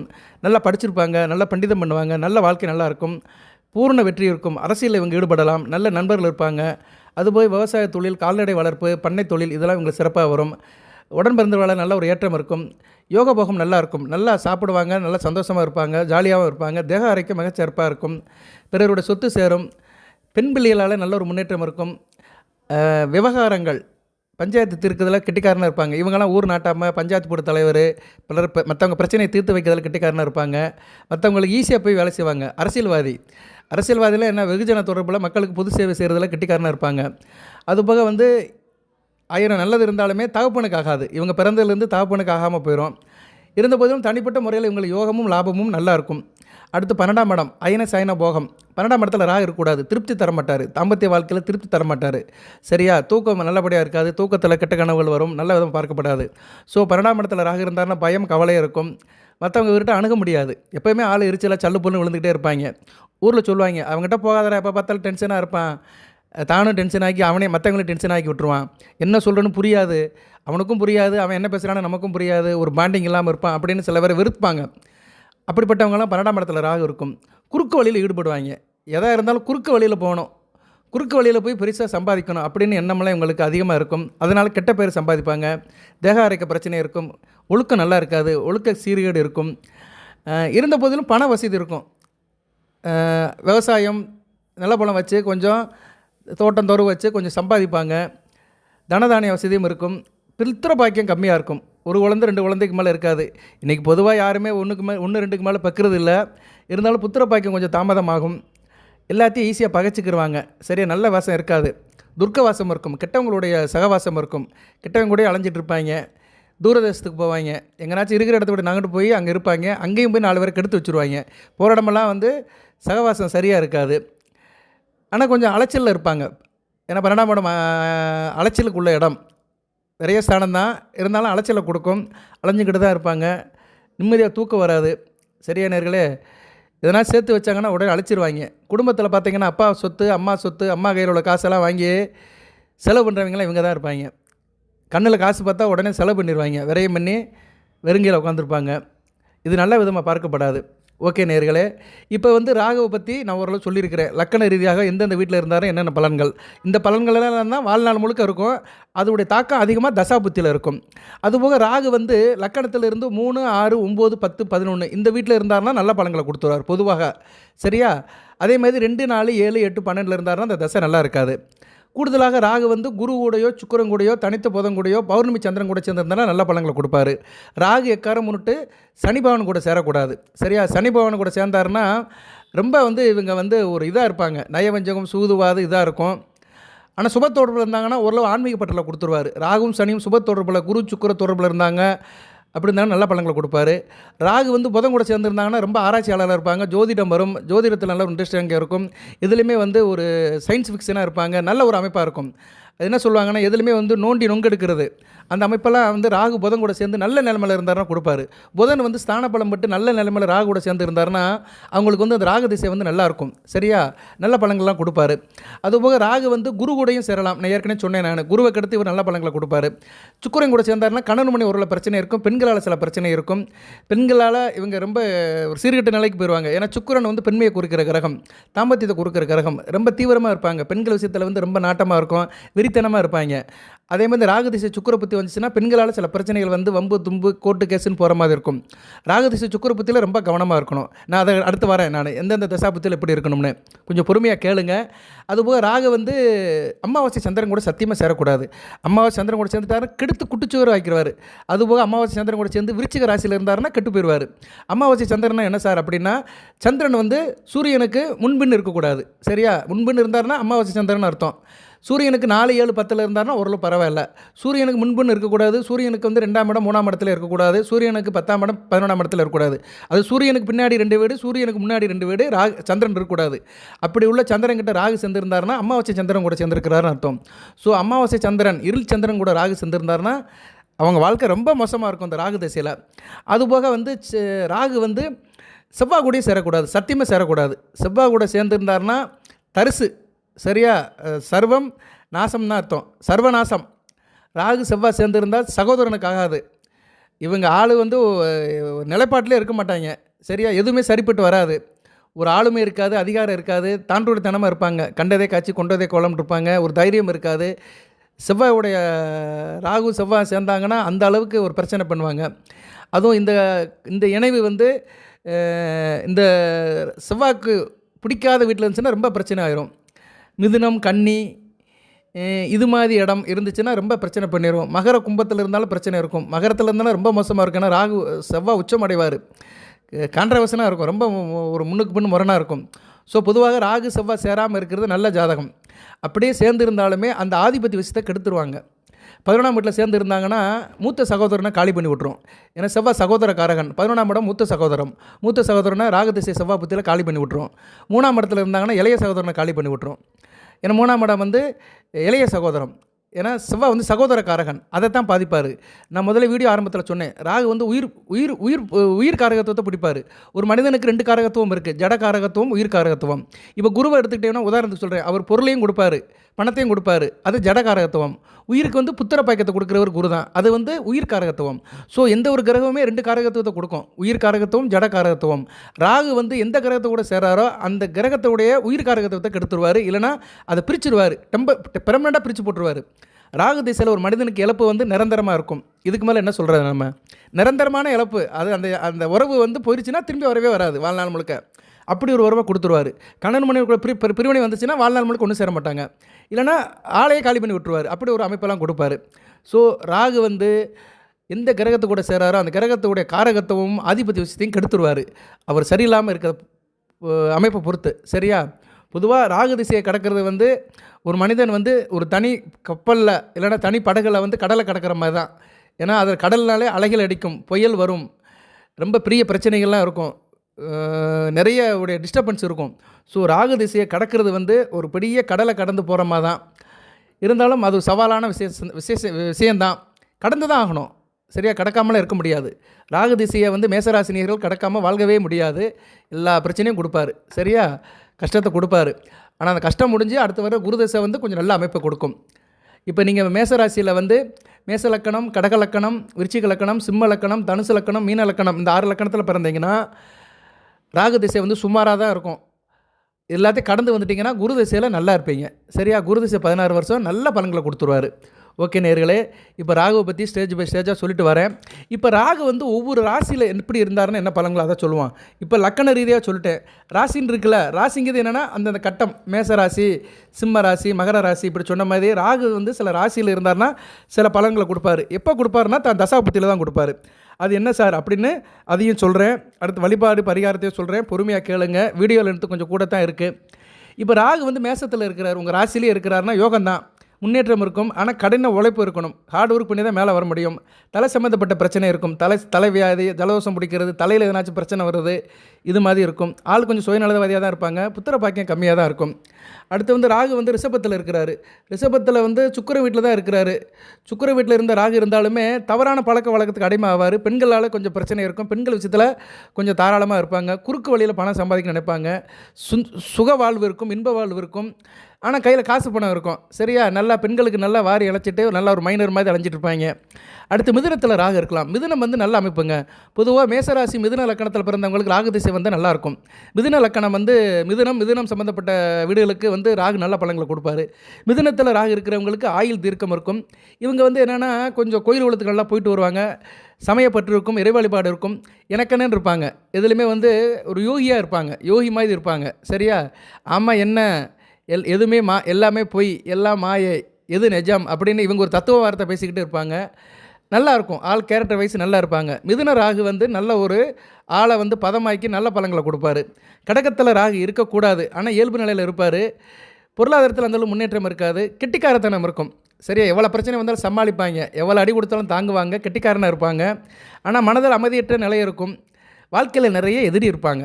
சரியா? கடகத்தில் ராகு இருக்கிறவங்களுக்கு. அடுத்து சிம்மம் வந்து சூரியனோட வீடு தான், இருக்கக்கூடாது ராகு. இருந்தாலும் கெட்டிக்காரத்தனம் இருக்கும். எந்த ஒரு காரியத்தையும் நல்லா சம்பாதிப்பாங்க. அரசு தொடர்பு இருக்கும். எழுத்துப்பணி நல்லாயிருக்கும். ரிட்டன் ஒர்க்கு, கவிதை எழுதுறது இருப்பாங்க. பேச்சாளர் இருப்பாங்க. இவங்களாம் வந்து இந்த வசனகர்த்தா சொல்கிறாங்கள, கலை வல்லுநர்கள், ஆர்வலர்கள் இப்படிலாம் சொல்கிறாங்களா, அவங்களுக்கு வந்து சாத்தியப்படும். தமிழ் படித்தவர்கள், தமிழ் பேச்சாளர்கள், எழுத்தாளர்கள், காவியம் படிக்கிறவங்க, இவங்களுக்கெல்லாம் சிம்மத்தில் ராகு இருப்பார். உயர்ந்த பண்பு இருக்கும். நல்ல ஒரு விதமாக தான் பார்க்கப்படுகிறது. கன்னியில் ராகு நல்லா இருக்குங்க. கன்னி ராகு நல்ல பலன்களை கொடுப்பாரு. நல்ல ஆள் நல்லா இருப்பாங்க. வாழ்க்கையில் நல்ல லெவலுக்கு ரீச் ஆவாங்க. நல்லா படித்து சயின்ஸு இவங்க படிக்கிறத காட்டிலும் எழுதுறது நல்லாயிருக்கும். நல்லா கதை கட்டுரை எழுதுறது, தன்னுடைய வாழ்நாளுக்கு பின்னாடியும் இவங்களுடைய எழுத்துக்கள் பேச்சப்படும். புகழ்பெற்ற மனிதராக இருப்பாங்க. நல்ல விதமாக பார்க்கப்படும். காசு பணமும் நல்லா சேரும். கன்னியா ராகு நல்ல பலன்களை கொடுப்பாரு. துலாமில் ராகு இருந்தாருன்னா உயிர் பயம் இருந்துக்கிட்டே இருக்கும். தன்னை இப்படி ஆயிருமோ அப்படி ஆயிருமானோ உடல் மேலே ரொம்ப கவலைப்படுவாங்க. அதே மாதிரி பூர்வீக சொத்து பத்தெல்லாம் சேரும். நல்ல உயர்ந்த அந்தஸ்து, பெருமையாக நல்லபடியாக இருக்கும். சுக்கிரன் வளர்த்து இருந்தாருன்னா நல்ல பலன்களை கொடுப்பாரு. சுக்கிரன் வந்து வீடு கொடுத்த சுக்கிரன் நல்ல பலன்களை கொடுப்பாரு. பொதுவாக ராகுக்கு வீடு கொடுத்த கிரகம் ஆட்சி உச்சம் ஸ்தான பலம் பட்டுச்சுன்னா ராகு தசை நல்லாயிருக்கும். சரியா? அவர் வந்து எந்த வீட்டில் இருக்கிறாரோ அந்த வீட்டுக்குரிய கிரகம் வந்து ஆட்சி உச்சம் பெற்று ஸ்தான பலம் பட்டிருந்தனா ராகு திசை நல்லாயிருக்கும். இது வந்து ஜோதிடத்தில் ஒரு விதி. அடுத்து விருச்சிகத்தில் சத்தியமாக ராகு இருக்கக்கூடாது. விருச்சிகத்தில் இருந்தாருன்னா நல்ல ஒழுக்கம் இருக்காது. உடல்நல குறைவு இருக்கும். ரகசிய உறுப்பில் நோய் இருக்கும். ஏதோ ஒரு உறுப்பில் நோய் வந்துடும். சரியா? மூளை பிரச்சனை, இல்லைனா நம்மளுடைய என்ன சொல்லுவாங்க, ரகசிய உறுப்பு இருக்கல, மர்ம உறுப்புகளில் எதனாச்சும் ஒரு இன்ஃப்ளெக்ஷன் ஆகுது, அதனால் பிரச்சனை, இப்படி சில சிக்கலில் மாட்டி விட்டு போயிட்டே இருப்பார். அடுத்து தனுசுல ராகு இருக்கலாம். கோதண்ட ராகு. சரியா? தனுசில் இருக்கிற ராகு நல்ல பலன்களை கொடுப்பாரு. நல்ல வாழ்க்கையாக இருக்கும். வாழ்க்கையில் செகண்ட் பார்ட் நல்லாயிருக்கும். பிற்பகுதியில் நல்லா இருப்பாங்க. நல்ல புகழ் அந்த நல்லாயிருக்கும். குரு பகவானும் நல்ல நிலைமையில் இருந்து நல்ல பலன்களை கொடுப்பாரு. இப்போ தனுசுல ராகு இருக்கிறாரு, குரு மிதுனத்தில் இருக்கிறாரு, 7ஆம் பரிவாலை பார்த்துட்டாருன்னா அருமையாக இருக்கும். குரு பார்த்த ராகு நல்ல பலன்களை கொடுப்பார். கோதண்ட ராகுடைய அந்த செயல்பாடு சிறப்பாக இருக்கும். அடுத்து மகரத்தில் ராகு இருக்கலாம். மகர ராகு வந்து நல்ல ஒரு பலனை கொடுப்பாருங்க. மகரத்தில் ராகு இருக்கிறது வந்து மகிழ்ச்சியாக இருப்பார். ஏன்னா மகரம் வந்து அவருக்கு ரொம்ப பிடித்த வீடு. நல்ல ஒரு தொழிலை கொடுப்பாரு. இவங்களாம் தொழிலில் நல்ல ஒரு ஏற்றம் பண்ணுவாங்க. தொழில் ரீதியாக நல்ல ஒரு ஏற்றம் இருக்கும். அழகான மனைவி, அன்பான புத்திரர்கள், நல்ல குடும்பம் இருக்கும். நல்லபடியாக இருக்கும். ஆனால் ராகு கெட்டு போகாமல் இருக்கணும். தனித்து இருந்தாலும் சிறப்பாக செய்வார். மகர ராகு. நீங்கள் மேச ராசி மேச லக்கணத்திலே பிறந்திருக்கீங்க. 10ஆம் இடம் மகரத்தில் ராகு இருக்கிறாரு. நல்ல அமைப்பு. வீடு கொடுத்த சனி பகவானும் நல்ல நிலைமையில் இருக்கிறாருன்னா அருமையான அமைப்பாக இருக்கும். சரியா? வீடு கொடுத்த சனி பகவானும் ராகுக்கு கேந்திரமாக துலாமல் உச்சம் இருந்தாருன்னா பெரிய தொழிலில் பெரிய லெவலாக போயிடுவாங்க. சரியா? ராகு வந்து பெரிய லெவல் ஆக்கிடுவார், பெரிய டிரான்ஸ்போர்ட் அதிபர், பெரிய பஸ்ஸுக்கு சொந்தக்காரரு, பெரிய லெவல் ஆக்கி நல்ல நிலைமையில் கொடுப்பாரு. ஓகே, அடுத்து வந்து கும்பத்தில் ராகு. கும்பம் சனி பகவானுடைய ஸ்திர வீட்டில் ராகு இருக்கக்கூடாது. பொதுவாக சனி செவ்வாய் இவங்களுடைய ஸ்திர வீட்டில் இருக்கக்கூடாது. ஸ்திர வீடுன்னா என்னென்னா, செவ்வாய்க்கு ஸ்திர வீடு வந்து விருச்சிகம், சனி பகவானுக்கு ஸ்திர வீடு கும்பம். இங்கே இருக்கிற ராகு நல்ல பலன்களை கொடுக்க மாட்டார், ஆனால் கேது நல்ல பலன்களை கொடுப்பாரு. கேதுவை பற்றி அடுத்த வீடியோ போடுறேன். ராகு வந்து கும்பத்தில் இருந்தார்னா என்ன, பொருளாதாரத்தில் அந்த அளவுக்கு பெருசாக முன்னேற முடியாது. ஆள் நல்லா பேசுவாங்க, ஸ்மார்ட்டாக இருப்பாங்க, நல்ல ஒரு சுபாவம் இருக்கும். குடும்பத்தில் எல்லாத்துக்கும் தாமதமாக இருப்பாங்க, குடும்பத்தில் பாண்டிங்காக இருக்க மாட்டாங்க, எதுலையுமே லேட்டாக இருப்பாங்க. குடும்ப உறவில் வந்து அந்தளவு இணக்கமாக இருக்க மாட்டாங்க, குடும்பம் அமையதில் தாமதம் இருக்கும். எல்லாத்துக்கும் உதவி செய்யணும்னு நினைப்பாங்க, சரியா, தன்னை போல பிறரை நினைப்பாங்க. அது ஒரு நல்ல இயல்பு தான். ஏன்னா கும்பம் வந்து ஆன்மீக வீடு, சனி பகவானுடைய மூலத்திரிகோண வீடு. அங்கே இருக்கிற ராகு வந்து கொஞ்சம் ஆன்மீக பட்டில் இருப்பார். ராகு வந்து ஒரு ஆன்மீக கிரகங்க. அவர் நல்ல நிலைமையில் இருந்தார் வச்சுக்கோங்களேன், ஆன்மீகத்தில் பெரிய லெவலில் கூட்டு போயிடுவார், சித்து வேலைக்கெல்லாம் கூட்டு போயிடுவார், நல்ல லெவலில் கொண்டு போவார். பெரும்பாலும் இந்த சைவ குறவர்கள், நாயன்மார்கள், 12 ஆழ்வார்களுடைய நட்சத்திரத்தை பார்த்திங்கன்னா ராகு நட்சத்திரம் நிறையா இருக்கும். சிவன் கோயிலில் போனீங்கன்னா அந்த 64 நாயன்மார் இருப்பாங்க, கீழே போட்டிருப்பாங்க அவங்க எந்தெந்த நட்சத்திரத்தில் பிறந்தாங்கன்னு. அதில் மேக்ஸிமம் பாருங்கள் சுவாதி, சதயம், திருவாதிரை இருக்கும். ராகு கேது நட்சத்திரம் நிறையா இருக்கும். ஏன்னா நிறைய சைவ மதத்திலையும் சரி வைணவ மதத்திலையும் சரி பிறந்த ஆழ்வார்களும் நாயன்மார்களும் ராகு கேது நட்சத்திரத்தெல்லாம் பிறந்திருக்காங்க. பர்டிகுலர் ராகு நட்சத்திரம் ரொம்ப முக்கியமான நட்சத்திரம். ராகுவின் நட்சத்திரம் திருவாதிரை வந்து சிவனுக்கே பிடிச்ச நட்சத்திரம், திரு ஆருத்ரா நட்சத்திரம். சுவாதி நட்சத்திரம் ராஜ நட்சத்திரம், நட்சத்திரத்திலே ராஜ நட்சத்திரம், சுவாதி நட்சத்திரம். அதுபோல் சதய நட்சத்திரம் அருமையான நட்சத்திரம், சதயம், கும்பத்தில் வர சதயம். ராஜராஜ சோழன் பிறந்தது சதய நட்சத்திரம் தான். ஸோ ராகு வந்து ஒரு நல்ல நிலைமையில் இருந்தார்னா அவரை மாதிரி கொடுக்குறவங்க யாரும் கிடையாது. அதனால தான் சொல்லுவாங்க ராகு மாதிரி கொடுப்பாரும் இல்லை, ராகு மாதிரி கெடுப்பாரும் இல்லைன்னு. ஓகே, அடுத்து மீனத்தில் ராகு இருக்கிறாரு. மீனத்தில் இருந்தாலும் நல்ல அமைப்பை கொடுப்பார். குரு வீட்டில் இருக்கிற ராகு வந்து பொதுவாக நல்ல பலன்களை தான் கொடுப்பார். தனுசு மீனத்தில் இருக்கிற ராகு அமைதியான வாழ்க்கை, கட்டிக்காரத்தனம் இருக்கும், கோயில் உலகத்துக்கு போவாங்க, இறை வழிபாடு இருக்கும், நல்லா செய்வாங்க, ஆன்மீக பணியில் செய்வாங்க. இவங்க காலத்துக்கு பின்னாடியும் இவங்க செஞ்சு விட்டு போனது பேர் இருக்கும், கலைத்தொடர்பும் இருக்கும். சில பேர் கலைத்துறையிலும் போய் நல்ல பேர் எடுப்பாங்க, சினிமா நடிகராகிறது, கலைத்துறையில் போய் நல்லா சம்பாதிச்சு நல்ல வெகுஜன மக்களுக்கு நல்ல தொடர்பில் நல்ல இதில் இருப்பாங்க. ஓகே நேயர்களே, ராகுவை பற்றி ஒரு ரவுண்டு வந்திருக்குறோம் இப்போதைக்கு, சரியா. அடுத்து வந்து ராகு தசை நடக்கு சார் எனக்கு அப்படின்னு சொல்கிறவங்க எந்த கோயிலுக்கு போகலாம் சார்னு ஒரு வழி சொல்லிடுறேன். எல்லாத்துக்கும் தெரிஞ்சது தான், காளகஸ்தி போகலாம். எப்போ போகலாம்னா நீங்கள் ஜென்ம நட்சத்திரத்தை அன்றைக்கி போகலாம். ஜென்ம நட்சத்திரம் உங்களுக்கு தெரியும், அசுபதி பரணி நட்சத்திரம் வர அன்றைக்கி காளகஸ்தி போகலாம். அடுத்து திருநாகேஸ்வரம் போகலாம். அடுத்து வந்து இதெல்லாம் வந்து கொஞ்சம் அங்கே தாண்டி இருக்குது, வட மாவட்டத்தை தாண்டி இருக்குது. இப்போ தென் மாவட்டத்தில் இருக்கிறாங்க, நாங்கள் மதுரைக்கு தெற்க இருக்கோம் சார், நாங்கள் வந்து இங்கே இருக்கிறோம், எங்கே இருக்கிறோம், விருதுநகர் மாவட்டத்தில் இருக்கிறோம் அப்படி சொல்கிறவங்க வந்து திருநெல்வேலி பக்கம் போகலாம். திருநெல்வேலியில் வந்து நவ திருப்பதி நவ கைலாசம் இருக்குது, அங்கே போகலாம், சரியா. அதில் வந்து நவ கைலாசம் குன்னத்தூரில் சிவன் ஆலயம் இருக்குது, அங்கே ராகு சன்னதியும் இருக்குது, நவக்கிர சன்னதியும் இருக்குது, அங்கே போய் வழிபடலாம். என்றைக்கு போகலாம்னா அவங்க ஜென்ம நட்சத்திரத்தை அன்றைக்கி போங்க. இல்லைனா ராகுக்கு உண்டான நாட்களில் போகலாம். சதய நட்சத்திரம், சுவாதி நட்சத்திரம், திருவாதி நட்சத்திரம், ராகு நட்சத்திரம் வர நாள் அன்றைக்கும் போகலாம். இல்லைன்னா நீங்கள் கோயிலுக்கு போகிற நேரம் வந்து ராகு வேலையாக இருக்கணும். அந்த ராகு வேலை வந்து மேட்ச் பண்ண முடியாது, ஏன்னா அது ஒரு நாளைக்கு ஒரு நேரம் வரும், அந்நேரம் கோயிலில் நட சாத்திடுவாங்க. அதனால் உங்கள் ஜென்ம நட்சத்திரத்தை அன்றைக்கி போங்க. இல்லைன்னா ராகு நட்சத்திரம் வர்ற அன்றைக்கி போங்க. ராகு நட்சத்திரம் 3 நட்சத்திரம் சொல்லியிருக்கேன், அந்த நட்சத்திரம் என்றைக்கு வருதோ காலண்டரை பார்த்து போங்க.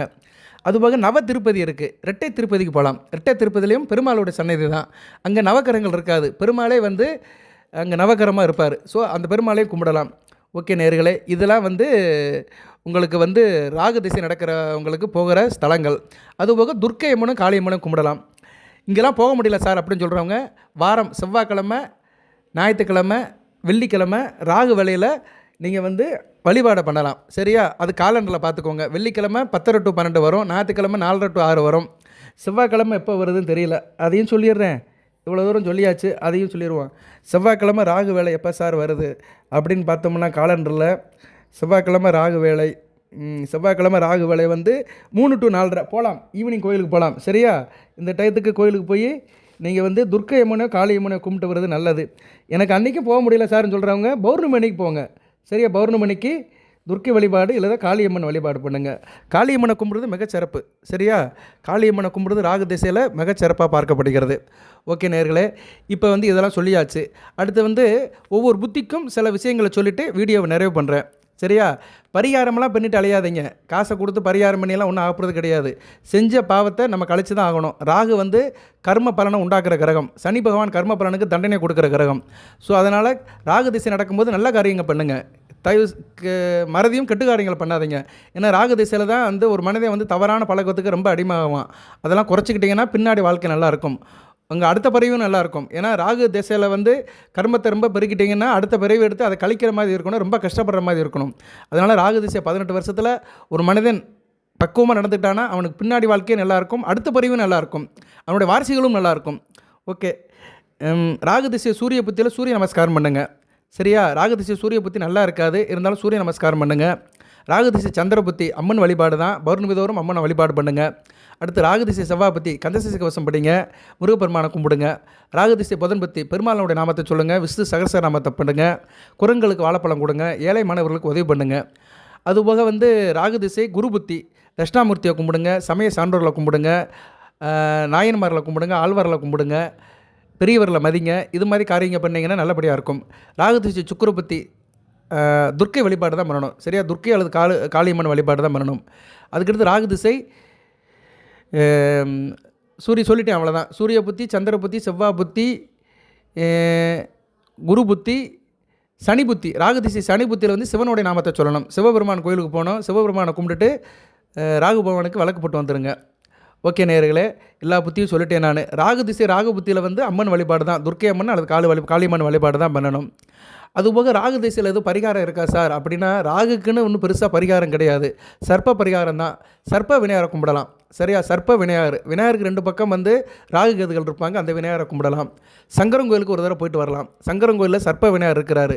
திருநெல்வேலி மாவட்டம், இப்போ தென்காசி மாவட்டம் ஆயிடுச்சு. சங்கரன் கோயிலில் போய் சர்ப்ப விநாயகரை கும்பிடுறது ரொம்ப சிறப்பாக பார்க்கப்படுகிறது. இல்லைனா வீட்டு பக்கத்தில் இருக்கிற விநாயகரை கும்பிடுங்க. ஆனால் அவருக்கு 2 பக்கம் சர்ப்ப கரங்கள் இருக்கணும். விநாயகர் சேர்த்து அன்னைக்கும் போகலாம், சங்கடகர சேர்த்து அன்னைக்கும் போகலாம். சரியா? விநாயகர் எப்போ வேணாலும் கும்பிடலாம். விநாயகருக்கு வந்து 4 கிழமை நட்சத்திரம் எதுவுமே கிடையாது. அவர் எல்லாத்துக்கும் பொதுவான பொதுவான கடவுள். அவர் எப்போ வேணாலும் கும்பிடலாம். பிள்ளையார்பட்டிக்கும் போகலாம். பிள்ளையார்பட்டிக்கு போய்ட்டு வருது மிகச்சிறப்பு. நவகிரக தோஷம் முழுமையாக தீர்ந்து போயிடும். அதனால் ராகுதிசை நடக்கிறவங்க பிள்ளையார்பட்டிக்கும் போயிட்டு வரலாம். சரியா? அவங்க ஜென்ம நட்சத்திரத்தை அன்றைக்கி போயிட்டு வந்தீங்கன்னா மிகச்சிறப்பாக பார்க்கப்படுகிறது. எல்லாம் உங்கள் வசதிக்கு ஏற்ற மாதிரி தான். கஷ்டப்பட்டு கடன் வாங்கிலாம் நீங்கள் போக வேண்டிய அவசியம் இல்லை. சரியா நேயர்களே? மன தூய்மை தான். நெஞ்சமே கோயில், நினைவே சுகந்தம், பூஜைக்குள்ளே வர பராபரமே. நம்ம சுத்தமாக இதயபூர்வமாக வீட்டில் நின்று சாமி கும்பிட்டாலே எல்லா தெய்வமும் நம்மளை தேடி வந்துடும். நம்ம அங்கங்கே அலைய வேண்டிய அவசியம் இல்லை. வாழ்த்துக்கள் நேயர்களே. ராகு திசையை பற்றி ஓரளவு சொல்லியிருக்கேன். இன்னும் புத்திகள்லாம் இருக்குது. 18 வருஷத்தில் ஒவ்வொரு புத்திகள் இருக்குது. அதை பற்றி சொன்னோம்னா சப்ஜெக்ட் கூட ஆகும், நேரமாகும். இதுவே கொஞ்சம் கூடுதலாக ஆயிடுச்சு. புத்திகளுக்கு தனியாக வீடியோ போடுறேன். ஏன்னா ஒவ்வொரு புத்திகளும் லக்கண ரீதியாக மாறுபடும். சரியா? நீங்கள் மேசராசியில் பிறந்தாலுமே ஒவ்வொரு லக்கணத்தில் பிறந்திருப்பீங்க. அந்த லக்கண ரீதியாக தசாநாதன் ராகுவும் புத்திநாதனும் மாறுபடுவாங்க. அதுக்கேற்ற மாதிரி பலன்கள் இருக்கும். நான் 100க்கு ஒரு 60% சொல்லிட்டேன். உங்கள் ஜாதகத்தை பார்க்காமலே ராகு திசை எப்படி இருக்கும்னு சொல்லியிருக்கிறேன். மீதி பேலன்ஸ் எப்படி சார் இருக்கும்னா அந்த புத்திகளுக்கு மாறுபடும். இப்போ நீங்கள் வந்து ராகு திசை சுக்கிர புத்தி நடக்குன்னு வச்சுக்கிருவோம். நீங்கள் மேசராசி துலாம் நட்சத்திரத்தில் துலாம் லக்கணத்தில் பிறந்திருக்கிறீங்க. ராகு ஒரு இடத்துல இருக்கிறாரு. அப்போ வந்து சுக்கிரனுக்கும் ராகுக்கும் உள்ள தொடர்புக்கு ஏற்ற மாதிரி இந்த ராகு திசை சுக்கிர புத்தி இருக்கும். சுக்கிரன் கெட்டு போயிட்டாருன்னா போட்டு சுருட்டிடும். சுக்கிரன் நல்லா இருந்தாருன்னா ஓரளவு நல்லாயிருக்கும். கணவன் மனை உறவு, குடும்பம், பண வருமானம் எல்லாம் நல்லாயிருக்கும். அந்த லக்கணத்துக்கும் அந்த ராசிக்கும் ஆதிபத்திய விசேஷங்கள் ஓரளவு நல்ல பலங்களாக இருக்கும். இது வந்து தனியாக ஒரு வீடியோ போடுறேன். ஒவ்வொரு புத்திக்கும் வீடியோ போடுறேன். நீங்கள் கேளுங்க. சார் எனக்கு நீங்கள் புத்திகளுக்கும் வீடியோ போடுங்கன்னு சொன்னீங்கன்னா கண்டிப்பாக போடுவேன். ஏன்னா நான் அவசாமல் சொல்லிட்டு போயிட்டு நிறைய பேர் பார்க்கலன்னு வச்சுக்கோங்களேன், எனக்கு வந்து அது இதாயிரும். சரியா? எனக்கும் ஒரு கிரெடிட் வேணும்ல. நம்ம மெனக்கிட்டு இவ்வளோ தூரம் வீடியோ போடுறோம், அதை நிறைய பேர் பார்த்து லைக் பண்ணி கமெண்ட்ஸில் கேள்வி கேட்டு அதுக்கு நான் பதில் போட்டால் தான் எனக்கு ஒரு திருப்தியாக இருக்கும். ஒரு கலைஞனுக்கு வந்து கலைஞனோ யாரோ ஒரு தொழிலில் பண்ணுறவனுக்கு வந்து திருப்திங்கிறது வந்து என்னென்னா மற்றவங்களோட மற்றவங்க அங்கீகாரம் பண்ணணும். சரியா? ஒரு கலைஞன் நாதஸ்வர கலைஞன் இருக்கிறாருன்னா அவர் வாசிக்கிறத ஒரு 100 பேர் கேட்கணும். தன்னை மறந்து கேட்டு இருந்தால் தான் வாசிக்கிறவங்களுக்கு வந்து ஒரு திருப்தி இருக்கும், மன திருப்தி. பொருளாதார திருப்திங்கிறது அடுத்து. பொருளாதார திருப்திங்கிறது வந்து பெருசாலாம் வந்து நம்ம இன்றைக்கெலாம் இந்த யூடியூப்லலாம் பார்க்க முடியாது. இது வந்து ஜோதிடம் வந்து ஒரு ஆன்மீக சேனல். சினிமாவை பற்றி பார்க்குறவங்க நிறையா பார்ப்பாங்க, ஜோதிடத்தை பற்றி பார்க்குறவங்களுடைய இது குறைவு. ஏன்னா சரி ஓகே, அது வந்து நம்ம தலையெழுத்து, நம்ம அதுக்குள்ளே இருக்கிறோம். இறைவனோட சித்தம். எதுக்கு சொல்ல வரேன்னா, இன்றைக்கி சில விஷயத்துக்கு உள்ள ஒரு ஆர்வம், ஒரு பாராட்டு, ஒரு வரவேற்பு வந்து சில விஷயத்துக்கு இல்லை. அது எல்லாத்துக்கும் உள்ள தெரிஞ்சது தான். சரியா? ஒரு சினிமா நடிகர் வராருன்னா உடனே ஒரு ஊரே கூடிரும். ஒரு சன்னியாசி வராரு அப்படின்னா ஒரு 2 பேர் தான் போய் பார்க்க போவாங்க. ஏன்னா சன்னியாசி பாவம், அவரே பாவம் காவி வேஷ்டி கட்டிட்டு வருவார். எனக்கு என்னென்ன அம்போன்னு வருவார். இவரை பார்த்து என்ன ஆக போகுது அப்படின்னு இருப்பாங்க. ஒரு சினிமா நடிகை வரா அப்படின்னா கூட்டம் சேரும். பார்க்கலாம்ல, ஜாலியாக இருக்கும்ல, கொஞ்சம் நேரம் கண்ணுக்கு விருந்தாக இருக்கும், கொஞ்சம் ரசனையாகவும் இருக்கும். இப்படி தான் இருக்குது. இப்போ இல்லை, இந்த ரொம்ப நாளாகவே இருக்குது. ஒரு கடந்த ஒரு என்ன சொல்கிறது, ரொம்ப நாளாகவே இருக்குது, அந்த காலத்துலேருந்தே இருக்குது. ஏன்னா மனிதன்கிறது வந்து உணர்ச்சிக்கு அடிமைப்பட்டவன் தானே. அதனால் வந்து பொழுதுபோக்கு அம்சங்கள் எங்கே இருக்கோ அங்கே வந்து கூட்டம் இருக்கும். ரைட் நேயர்களே, இந்த தகவலை சொல்லிட்டு இத்துடன் இந்த வீடியோவை நிறைவு பண்ணுறேன். அடுத்து ராகு திசைக்கு புத்திகளுக்கும் போடுறேன். அடுத்து வருகின்ற நேரத்தில் மேசராசிக்கு போடுறேன். இன்னும் நிறைய சப்ஜெக்ட் இருக்குது. அதுபோக ராகு சனி இணைவு இருக்குது. வருகிற ஜனவரி 12ஆம் தேதிக்கு மேலே ராகு சனி சேர்றாங்க. இணைவு கொஞ்சம் நெருக்கமாக தான் பார்க்கப்படுகிறது. உங்கள் ராசிக்கு வந்து 11, 12ஆம் இடத்துல சேர்றாங்க. கொஞ்சம் கவனமாக இருங்க. மூத்த சகோதரன் விஷயத்துலையும் சரி, தொழிலையும் சரி, கொஞ்சம் லாபம் கொஞ்சம் கஷ்டமாக தான் இருக்கும். அலைச்சல் இருக்கும். அயனசேன போகத்தில் கொஞ்சம் பிரச்சனை இருக்கும். தூங்க முடியாது. கொஞ்சம் அலைச்சலாக தான் இருக்கும். இதுக்கு வேணால் தனியாக ஒரு வீடியோ போடுறேன். ஏற்கனவே ஒரு வீடியோ போட்டிருந்தேன், சனி ராகு இணைவுன்னு. இதுக்கு முன்னாடி ஒரு வீடியோ போட்டிருந்தேன். அந்த வீடியோ நிறைய பேர் பார்க்கல. முக்கியமான வீடியோவை நிறைய பேர் பார்க்க மாட்டாங்க. அது உள்ளது தான். அதையும் பாருங்கள். அதுலேயும் சில தகவல் சொல்லியிருக்கிறேன். ஒரு ஜோதிடர் என்ற முறையில் நல்லதை மட்டும்தான் சொல்கிறதும் அவருடைய கடமை கிடையாது. எல்லாத்தையும் சொல்லணும். சாதக பாதங்களை சரி விதத்தில் சொல்லணும். நான் இன்றைக்கி அந்த அடிப்படையில் தான் வீடியோ போடுவேன். நன்றி. எல்லாம் வல்ல இறைவன் மேசராசினியர்களுக்கு அசுபதி, பரணி, கார்த்திகை 1ஆம் பாதம் இவர்களுக்கு சில சௌபாகியத்தையும் சில ஐஸ்வர்யத்தையும் சில நன்மையிலும் கொடுப்பார். அனைத்து வளங்கள் நலங்களை பற்றி தேக ஆரோக்கியத்துடன் தீர்க்காலுடன் நீடோடி வாழ்க, நிறைந்த வளம் பெறுக. நன்றி நேயர்களே.